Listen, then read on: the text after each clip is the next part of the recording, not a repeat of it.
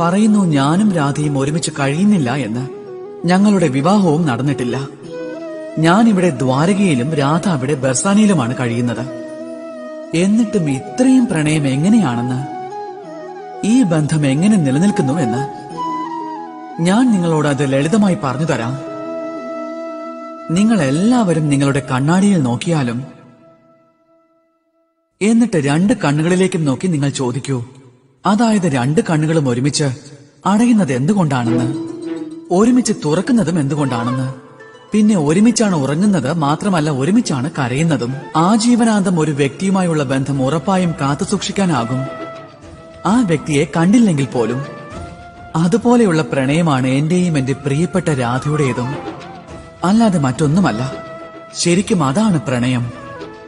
2 കണ്ണുകളെ പോലെ അവർ പരസ്പരം കാണാറേയില്ല, പക്ഷെ എന്നേക്കുമായി പരസ്പരം ബന്ധപ്പെട്ട് കിടക്കുകയാണ്. പിന്നെ ആ ഭാവം, അത് നിസ്വാർത്ഥമാണ്. അതുപോലെ നിസ്വാർത്ഥമാണ് പ്രണയം. നിങ്ങളെ സന്തോഷത്തിലേക്കാണ് അത് കൊണ്ടുപോകുന്നത്. അതുകൊണ്ട് ഏവരും ജീവിതത്തിൽ നിസ്വാർത്ഥമായി പ്രണയിക്കേണ്ടതാണ്.